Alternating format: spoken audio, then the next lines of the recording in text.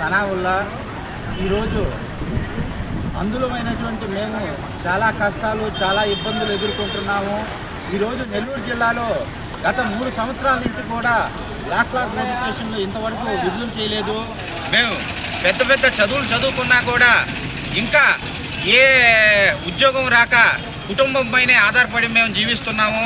ఇకనైనా ప్రభుత్వం మా పైన దయ ఉంచి మా బ్లాక్ నోటిఫికేషన్లు విడుదల చేయాలి. అదేవిధంగా ఈరోజు రేషన్ కార్డులు ఇండిపెండెంట్ రేషన్ కార్డు లేక మేము చాలా ఇబ్బంది పడుతున్నాం.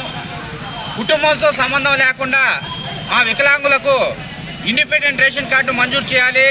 అదేవిధంగా ఉచిత బస్సు సర్వీస్ను కూడా మా వికలాంగులకు కల్పించాలి.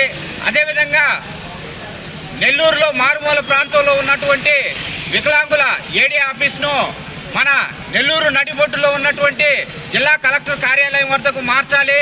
అదేవిధంగా ప్రభుత్వం మా బ్లాక్ నోటిఫికేషన్లు విడుదల చేయకపోతే ప్రభుత్వం మా పైన ఎక్కడైనా దయ చూపకపోతే వచ్చే నెల అనగా 9వ నెల సెప్టెంబర్ 2న మా వికలాంగులు అందరూ కూడా మేము ఆమరణ నిరాహార దీక్ష చేసేదానికి సిద్ధంగా ఉన్నాం.